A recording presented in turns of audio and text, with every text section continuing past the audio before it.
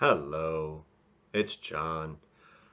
I just wanted to get in while it was still relatively fresh in my brain. Just having watched Jurassic World Fallen Kingdom. Um, yeah, actually, there was something. Trying to figure out how to sort of smooth into this. Um, Not a perfect movie. I think in terms of just a singular, solid film sort of entity. The first one was probably better, a little more coherent, solid kind of singular piece. Um, Fallen Kingdom did. I mean, you can kind of see the pattern where Jurassic World was Jurassic Park, sort of for the new one, and then they have it where hey, we got to do a rescue thing, and stuff breaks out in the real world, not real world, but away from the island, just like Jurassic Park 2 did. So it's still kind of following that pattern, um, but did kind of fall into that typical sequel problem of um, just trying to repeat what worked before, but doing it much bigger and all crazy insane. Um, so there was a little of that. And I'll just there will be some spoilers because I don't feel like not having spoilers. I'm just going to say stuff, and if you haven't seen it, um, you know that's going to happen if you watch a review. So don't watch or deal with it. I don't know. But there was other stuff, um, other things that just sort of bugged me. At one point in time, Owen gets plugged with a trank. Now, in again the second Jurassic Park, they actually made a very specific reference to the tranquilizers they were going to use to these dinosaurs.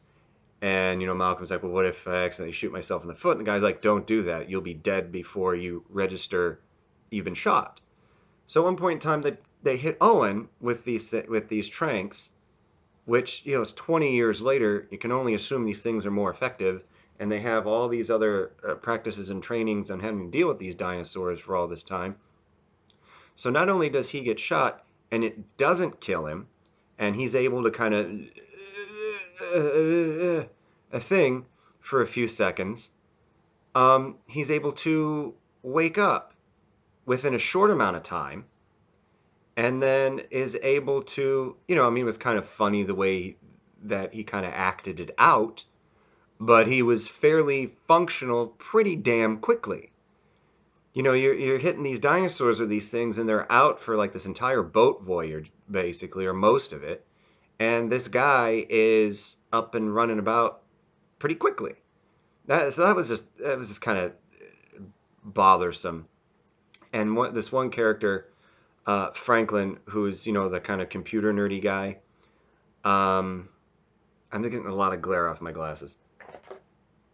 Um, so the computer nerdy guy and everything, and okay, reasonably being chased after dinosaurs and having all these sort of terrible events kind of happening to him isn't, again, what he literally and even said signed up for or something like that. But God bless America, he was annoying as shit. Every 2 seconds, it's sort of like every single child, save the one child in Jurassic Park 2 who had the sandwich and got attacked by the compies. Every single child is more effective and made of sterner stuff than this ostensibly grown man.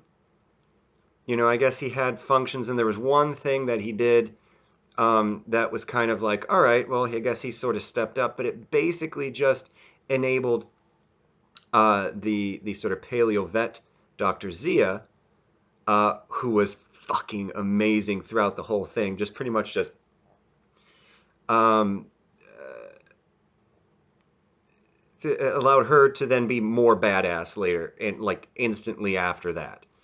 So, but for most of the thing, the reason, I mean, I remembered his name Franklin very well because every 3 seconds for like this whole part of this movie, Claire, Bryce Dallas Howard's character has to yell at him to get his ass moving or to wake up or to pay attention or stop being a whiny little bitch. So I was he just annoyed the shit out of me. Honestly, like if he would have got et, I really wouldn't have been bothered by it at all. Some people it's just sort of like you're like, yeah, you deserve it because you're a dick, or some people are just like, no, not him, he was cool, or something like that. Um, Not this guy. This guy would have got it. It would have been like, good movie, just got better just from that.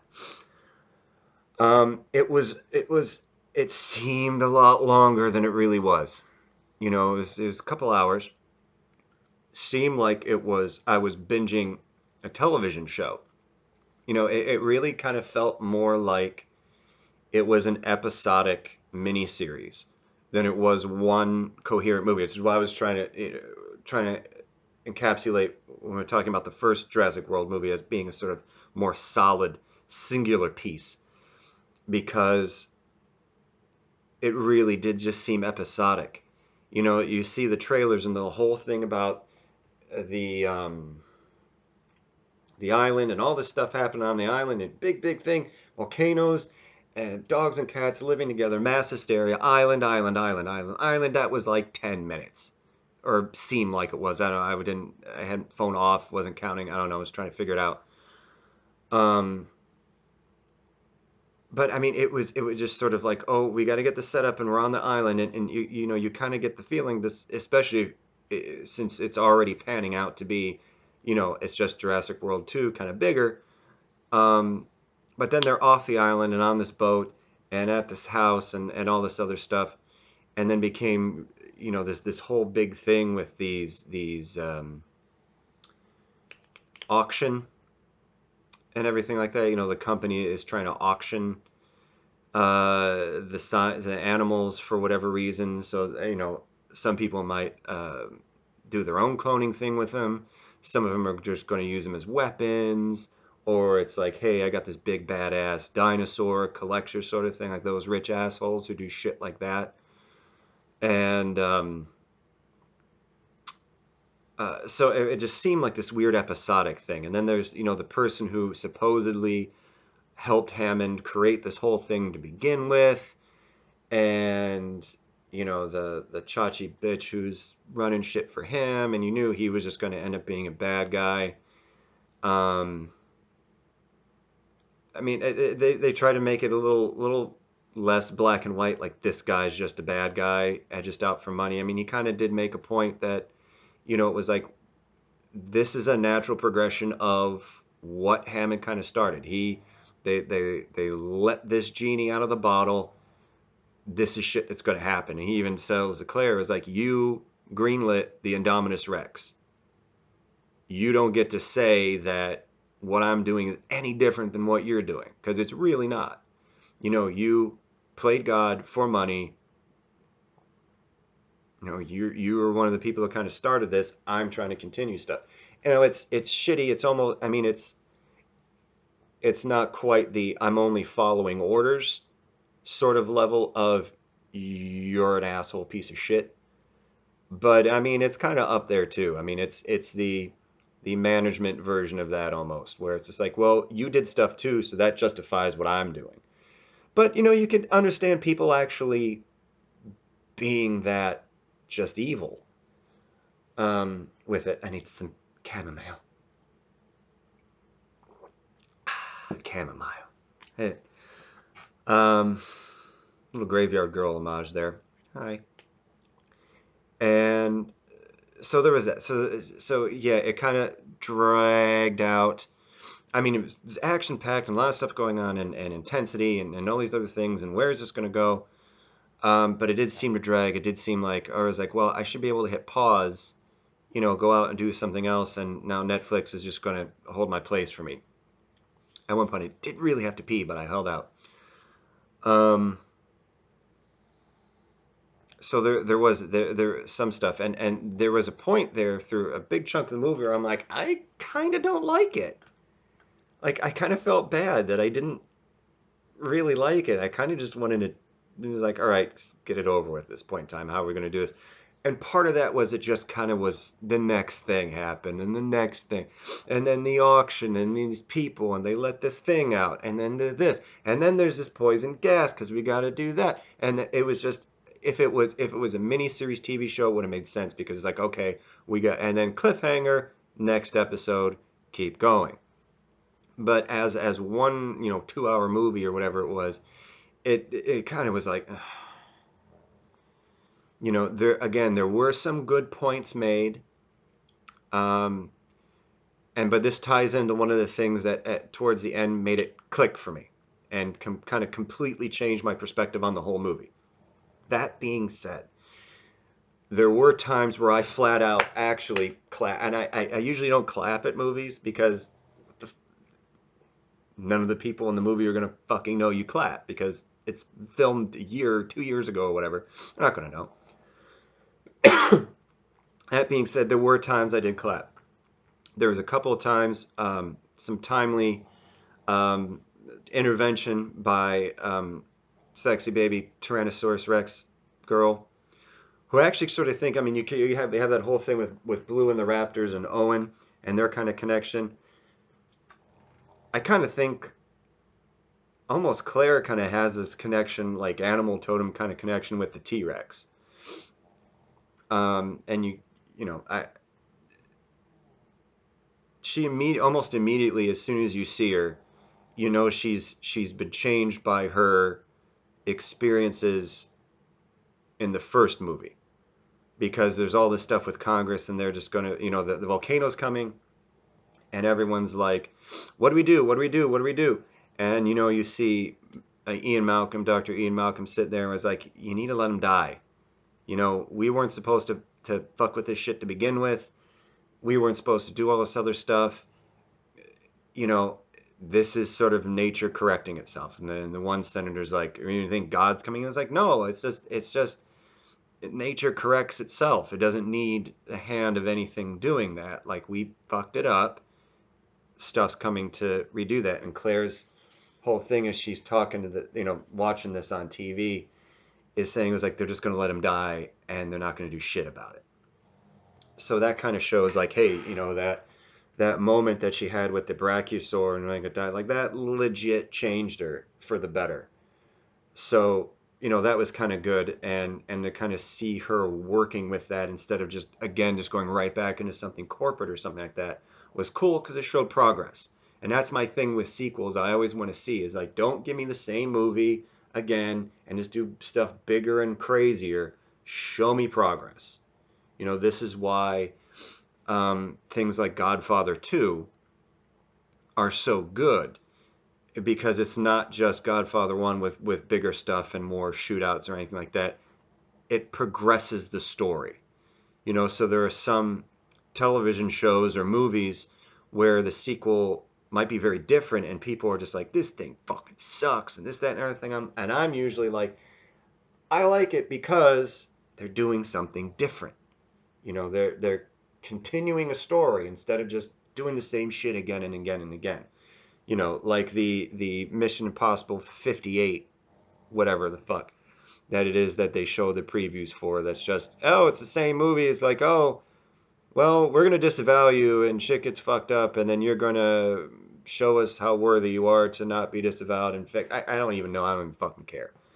I don't even really, you know, in terms of actually acting and being in movies, I think Tom Cruise is a good actor. This is a completely sidebar, meaningless, nothing. Good actor, absolute kook in real life. Good. I mean, I genuinely like him in the movies that I see him in. I think he's pretty good. But these Mission Impossible movies are fucking ridiculous. Like I can deal with 20 million James Bond movies or something like that as long as Bond is good. Not like a George Lazenby sort of thing or a Timothy Dalton. I like Timothy Dalton. I think he's super intense. Not a good Bond. I'm sorry. I know people aren't going to like this. Roger Moore wasn't either. They overplayed the humor thing. I didn't even think he was that attractive or that smooth. At least Sean Connery, attractive, in shape, dangerous and funny and smooth and all that. Um, but I mean, it's just with the Mission Impossible, it's the same people doing the same shit again and again and again. But anyway, so that's the whole thing with sequels. Um, and yeah, let me go back to what I was talking about. So clapping, T-Rex, that was cool. Uh, I clapped for Dr. Zia a couple times because she deserved it. She was awesome. Like a definite standout performance by this young woman. Awesome character. She did an amazing job. Competent, capable, uh, you know,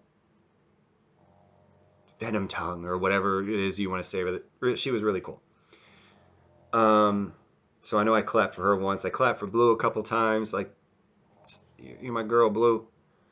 Um, well, there was one other time. I'm trying to remember what it was, but definitely like the T-Rex. There's a couple T-Rex things that really just like, yes, yeah, this is the shit I come to see Jurassic Park movies for. T-Rex fucking shit up. Yes. Um, so that was good. But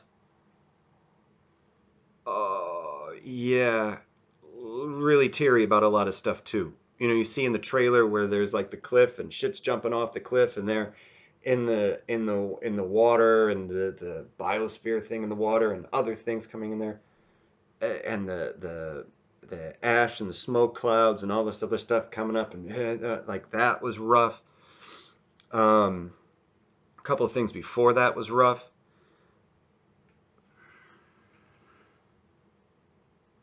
I'm actually like kind of getting messed up thinking about it now. There's this one scene as they're coming off of the island.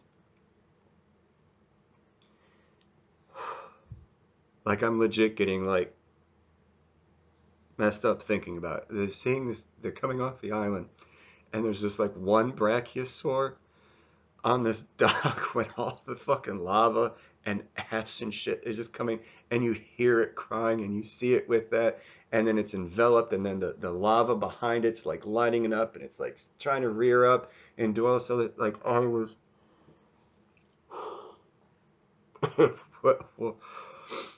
like I like was full blown. Like even thinking about it now, it's like messing me up legitly. I was full blown like weeping. Like actually glasses coming off, shirt wiping 3, 4 times, just and I had a ton because I didn't have any like Kleenex or anything with me. I just had like a cup of tea, which was nice that I had tea in the theater. Um, and like my book and my little sweater thing and everything, but it was like it was I'm still holding my imaginary glasses, put them there. But like I was like breaking down in the theater. I mean, it was like, oh man.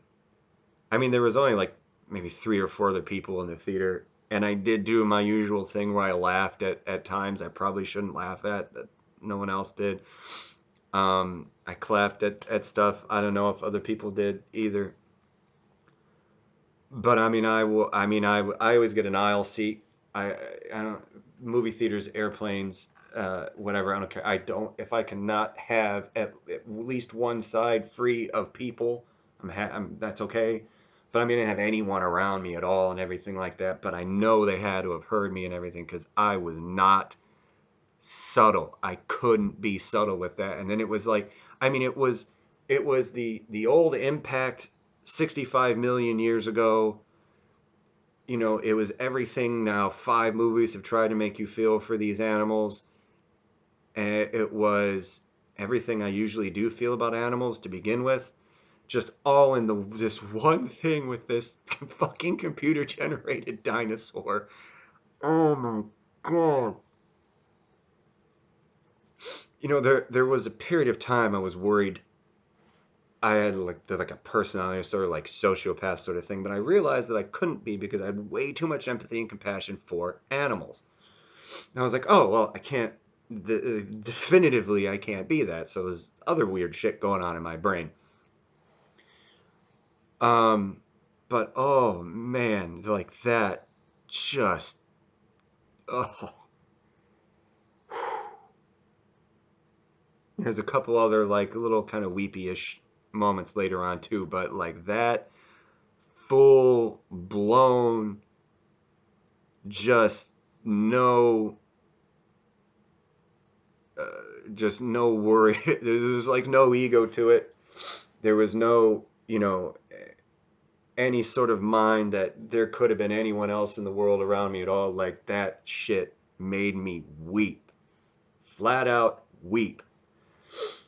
So be prepared if you haven't seen it. There's a couple scenes.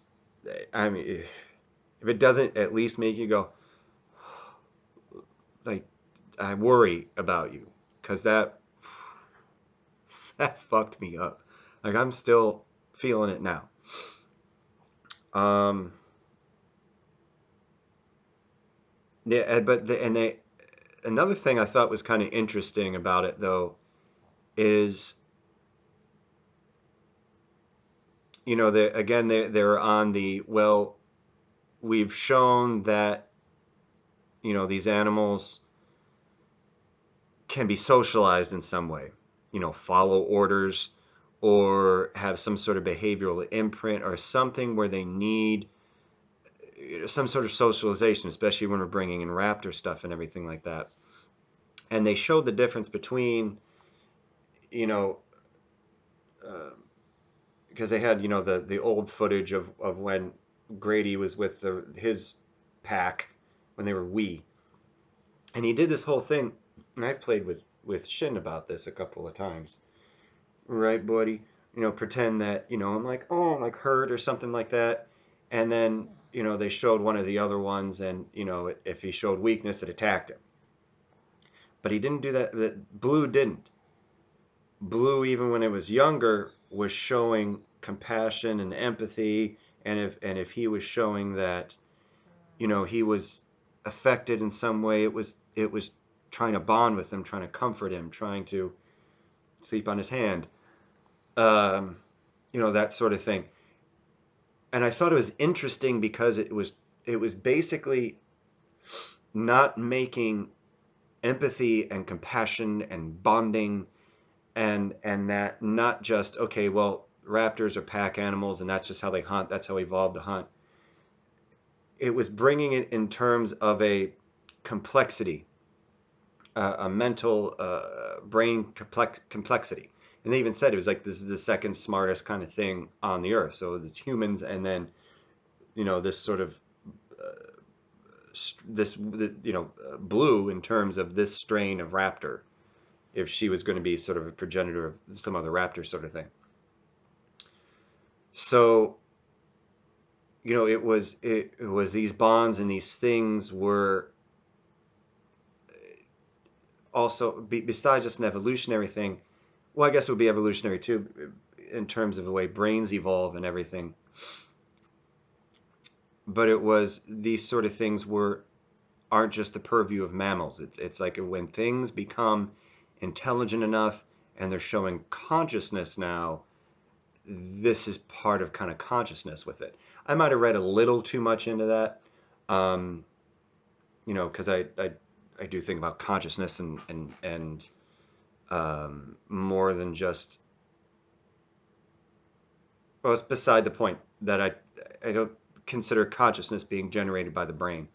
More, a brain receives it, but you have to have the right sort of thing in order to receive that. So now they're bringing in this complexity, and you can see where maybe they're starting to lead in a little bit in terms of um, that sort of consciousness with these animals as well. Again, I might be reading too much into that, but that's something that I saw with it and I thought was kind of cool. Um, yeah, I derailed myself like 3 times, so I'm trying to remember where I was. So yeah, there was clappy bits, there was cryy bits, there was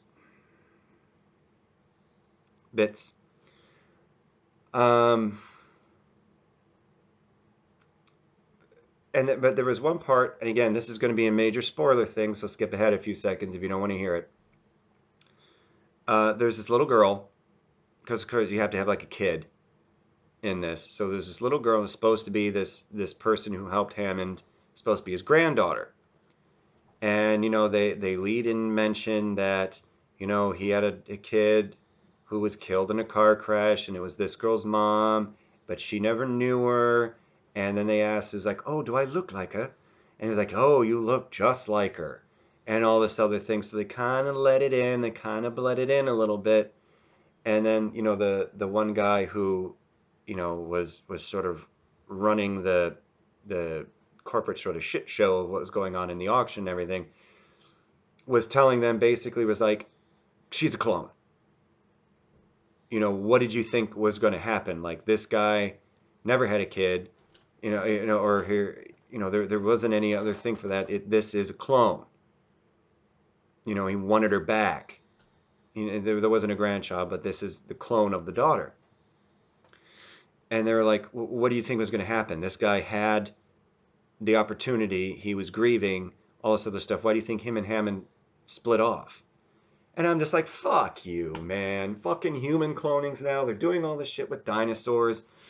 James Cromwell's guy, who's the friend of Hammond, and he's sick, and he's got tubes, and he's in a wheelchair, and he needs medication, and he's bedridden. He's got an amber little cane thing, too. And I was like, oh, it's cute. But I was just like, come the fuck on. Now you got human clones with this, too. And I just got done with a very excitable and productive rewatch of Orphan Black, too. So, but I'm sitting here, I was like, fuck you, man. You got human clones in Jurassic Park now. Come on. But that was one of the things that led me into what made me rethink the movie towards the end. Because lo and behold, the dinosaurs get out. Again, a spoiler. I know I'm saying that after the fact, but I warned you like 25 minutes ago. You were warned. So the dinosaurs get out. They're out. Out, out, out, out. Not just, okay, one T-Rex rampaging through San Diego. No. All the dinosaurs they had at this house, several different species, out and running about. There were several of the animals that were bought at the auction that were packed away and shipped out too. So now these other people are going to do whatever the fuck they're going to do with them. Whether they're going to basically vivisect them and do their own genetic experiments, their own cloning, their own this, that, or the other thing. They're going to weaponize them in some way, shape, or form, or anything like that. All the cats out of all the bags, all over the place. And I realized, and same thing with the clone. She helped something. It was like, look, they're alive, so am I. And when they went out and was like, of course they went. I'm like, well, you know what? This is where the whole franchise was going eventually.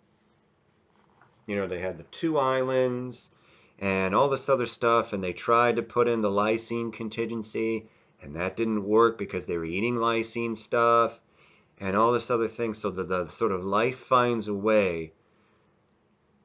This is kind of where it was going, where everything's out of the bag. We tried to play God. We tried to do all this shit. The whole thing that Malcolm said in the first movie, your scientists were so preoccupied with they could, never stop to think if they should. And this is what happens if you don't stop to think if you should. This whole science for science sake, this is what happens. This is what terrifies me about people like Michio Kaku. Brilliant guy. I've watched a ton of his videos, read his books, listened to audiobooks, all this other stuff. His obsession with sort of futurism is frightening. The thing was like, oh, well, we can just go and send a bunch of these nanomachines to completely cannibalize Mercury and get all this stuff that we need out of Mercury and have all this power. And so we're losing a planet. Who knows how that's going to affect the fucking solar system. But that's okay because we can do all this other stuff. And the things that I can legitimately understand, that if someone gets in an accident or there's something congenital, but they can do something sort of biotechy to help either mitigate that or heal from it or something like that. Some sort of viral DNA engineering or something like that helps get rid of some of these things that are making people's lives just horrible for, either 10 or 20 years or how long until they just die from these horrible things, or if they get in accidents, or something gets blown off like a soldier, or something along those lines. And these sort of biotech things can help people live full lives, live healthy lives, live lives that would have been impossible even before. I'm a product of biotechnology, basically. Like if I would have if I would have been born, 5, 10 years earlier, I might not have made it because I was like 2 months premature. So, medical technology is the reason why I'm here right now. I would have been dead otherwise. And this was still like years ago. But it won't stop there. And this is the point of these movies too. It's not going to stop there. You're now going to have it where there's going to be the really rich people are going to be able to take these things and make them cosmetic. And not just cosmetic in terms of look, but cosmetic in terms of not fucking necessary for their health or safety. They're going to make it where it's now going to be this whole thing. And they can genetically engineer their kids. So now even people who might be genius IQ or Olympic level athletes in the sort of normal population are still substandard to this other almost uh, new species of human that's being created up there. As much as I've said that we're almost kind of creating a sort of subspecies of human with all the ways that we're fucking ourselves up, this will be a higher species of human. So we're like people who are kind of even genius or super athletes now are barely going to be able to keep up or aren't going to be able to keep up with this whole super species that's going to be created. And then there's cyborg this and cyborg that, and I don't need these things to do to make my eyes the sort of thing, but I'm going to do it anyway because I can, because I have the money, and it's going to create all this other stuff. And it's people not thinking about any sort of consequences with it. And that's what this is saying, is like these cats are going to be let out of the bag and shit is going to get fucked up. And we are unprepared and unwilling, quite frankly, and unable to deal with the consequences because we never stop to think about what the consequences are. We just react. Human beings, as a larger species, are just reactive.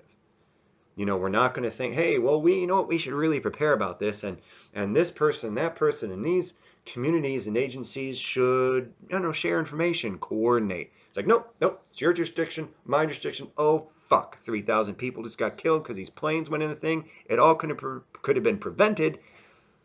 We didn't, so we're going to overreact. We're going to have war here, war there, torture, torture, torture, torture, torture. You're brown, persecuted because you're brown.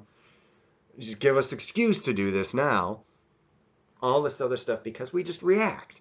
And that's what's going to happen. We got these new technologies. Oh, great. Let me overreact and shove it up my ass and in my eye and all this other stuff. Rewrite my DNA. And holy shit, in 2 or 3 generations, we're not even human anymore. And we can barely function. And everything's going to shit. And we fucked up the entire solar system because we cannibalized the whole fucking planet we didn't need to do that to. We didn't think of the consequences. Oh crap. What's that going to do to the gravity of it? Literally. So to me, it was when I realized that this is a consequence of all the movies. And they kind of hammered it a little bit. It was like, what Hammond did this, you did this, and this is what was going to happen at some point in time anyway. It was going to get out. It wasn't just going to be one company being able to hold shit together anymore. It was going to get out. Scientifically, the actual animals, all of this stuff was going to get. This is a consequence of what happens when you fuck with shit and don't pay attention to the consequences. And that made the whole rest of the movie kind of click for me. I kind of was sitting there like, just wrap it up. Just eat them at this point in time. I don't give a shit. And then I kind of realized that, and I'm like, oh, like I actually almost literally felt a click in my head with that, and kind of made everything kind of better. The sort of episodic, except Franklin, it didn't make him better. He's still a horrible. They just way overdid him, and with that, and the redemption part with him was too little, Very, it was a little bit, and it was way too damn late. I could just eat him at that point in time. So it made all this other stuff kind of make sense and fall into place with for me. Um, so and then I was kind of like, oh wow, crap! Let's put everything in perspective. I just completely changed. It completely changed how I felt about the movie at that point in time. A couple other things, and one came in and it kind of went right back out. So I'm probably going to babble for a little bit until I can hopefully retrace that step. So there was a bit at the end. You hear Malcolm's talk to Congress kind of gets split. What he was saying before, what he said after everything happened. You can tell it's supposed to be the same speech to it, but they split it up in terms of the movie. And he basically talks about how catastrophes happen. And this is what's going to happen, is there's going to be this catastrophe. And what it sounded like to me, and again, this is also something I could be reading too much into, especially since I sort of consume so much Graham Hancock media, his books and the lectures and stuff like that. It was basically to gradualism, which is good because we need to gradualism. We need to come back into understanding that sometimes big shit did happen and big shit did uh, drive things and change. And yes, there are some things that kind of gradually work that way, and then something happened. There's people who are just like, oh, look, Egypt follows this very careful, thing. Within 500 years of basically coming out of the cave, they're creating the whole Giza thing, supposedly in terms of where Egyptology will make you think, regardless of any other evidence. The whole Giza Plateau was within, 3-4 generations, 500 or less years since they came out of caves, and we're going to ignore the fact that the civilization and their building and all the stuff that they did that was really like holy shit amazing was earlier, not later, as gradualism would tell you. It was earlier, and I think the sort of anti-catastrophisms were sort of as a direct result of scientists way back when just going completely throughout the Bible. Absolutely nothing in it can be possibly true. I'm not saying that anything in it is even possibly true. I'm not arguing with that at all. But the point is, it goes back to that science as a religion sort of thing. And scientists a lot of times don't do what they say they do, which is when they get new information and new data, change their minds to accept and incorporate the new data. They have what they're invested in, and any change from that, it will be ostracized and demonized, and we will kick you out and not give you funding and make sure your life is a living hell if you disagree. Which is exactly the same shit religion does. Which is why people like Neil deGrasse Tyson pisses me off, because it's like, you have to tell us that you can change your mind and you're open-minded, but you don't show us that. Look how he reacted with that Dr. Gates was talking about how his mathematics were showing that there's a binary code to the thing. And, the one guy is like, oh, well, you're not taking into account this. And he's like, oh, yes, please tell me that. He's like histrionically going, oh, I don't know. It was like, he's telling you something that they found legitimately, and you're being a dickhead about it because it doesn't fit into your tiny, tiny little narrow view of what the universe is. And that goes in. So the fact that they were kind of like going, gradualism, catastrophism happens too, you need to pay attention to that, I kind of got a kick out of. One of the things that kind of was like, to me, was, in the beginning, they're trying to bring in Claire to help them with rescuing the species from the island, and they're like, oh, look at this neat little model of this island that looks kind of cool. and it's a preserve that we have, and we're going to try and rescue all the ones that we can there, and we're going to take them to that. I'm like, Isla Sorna? You didn't about Isla Sorna, and they said, well, if all the animals on Isla Nublar, which is where Jurassic Park and Jurassic World were built, if all die, they're just completely extinct again. I'm like, Isla Sorna. What about Isla Sorna? At no point in time, unless there's some sort of weird deleted scene that I somehow missed, although I didn't read any sort of novelization, it might have been then, I don't know. But at no point in time did I ever hear anyone say that every animal from Isla Sorna was brought on to Isla Nublar. At no point in time did I ever hear that, or read that, or anything. And I've talked to people about this movie. I've seen or Jurassic World, all the other Jurassic Parks. We've talked about it and nerded out about it. I read Jurassic Park. I read Lost World, and all that other stuff. I should read Jurassic World or Jurassic Park again. It's been a while.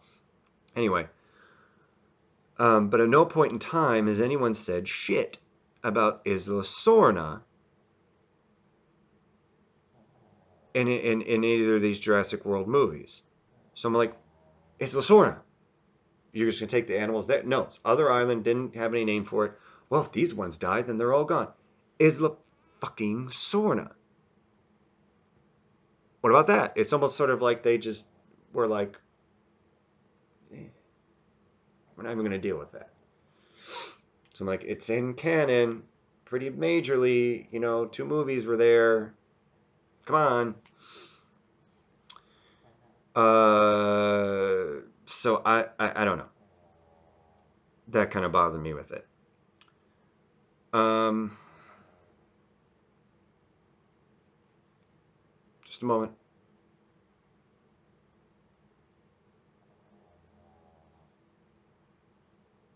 I know dead air is a bad thing. You might be able to hear Shin snoring. Just listen. It's like an ASMR with Pug snoring. Can you hear it?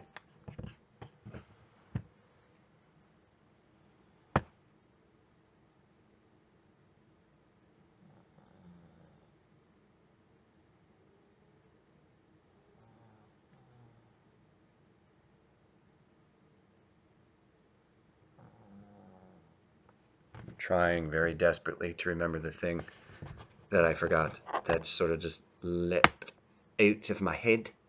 Leapt out of my head. And I can't. It came and went very quick. It was something I thought of like 8 hours ago. I don't remember what it is. So I would say that would mean probably not that important, but I thought about it, so yeah, it probably is. Um, I reminded of it as I was talking. I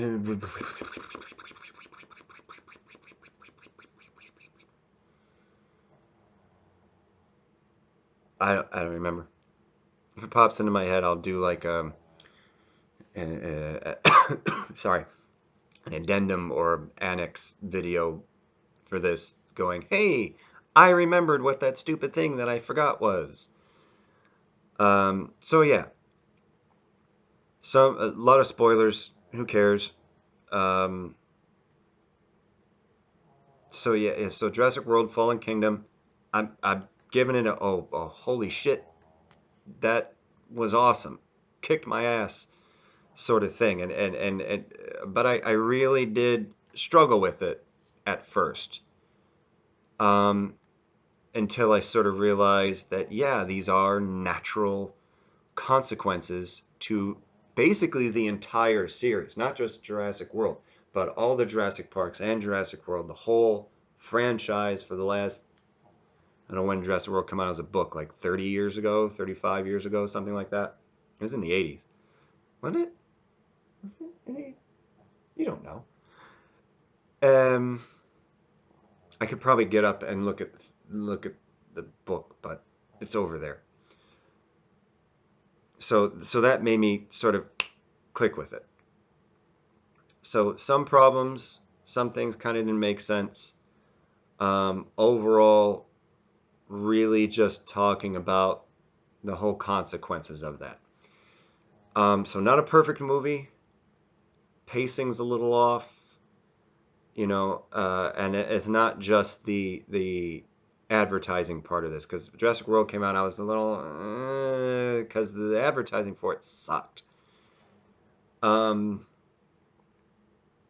so yeah, not a perfect movie, not as solid, complete of a piece as Jurassic Park or Jurassic World were.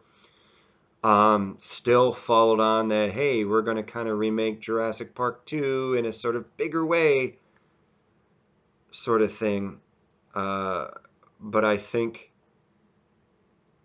really was able to move the franchise to a place where I think it was always going to go. As soon as we decided we're going to make a franchise over this, I think it was going to get there somehow. So I'm okay with it. I'm okay with it. I like the way it turned out. Um, of course, Bryce Dallas Howard was amazing in it. Chris Pratt was really good in it. And again, the young lady who played Dr. Zia was amazing. Franklin was annoying piece of shit. The little girl clone thing, little British girl, she was awesome again. Little kids in Jurassic movies being awesome. Um, this kid fell into that too. She was really cool. And so yeah, I liked it. It took me through a whole lot. Clappy bits, cry bits, not liking it, really liking it, and kind of being, holy crap, blown away by some of the things they were going into. So yeah, go see it. I'm definitely gonna Blu-ray it up when that comes out. I mean, it's probably going to anyway, but this is going to be because I actually want it and actually want to see it again, as opposed to I'm just going to get it because I just want to have all the Jurassic movies. So yeah, that's all I got for right now. Hopefully I remember that other brilliant thing that just right out of my head. And thank you. Please like, subscribe. Thank you for watching. Thank you for listening. I hope you enjoyed the sort of dark and grainy aspect of everything and the brief interlude with Shin sleeping. I am signing off because now I'm just ranting for no actual reason whatsoever anymore.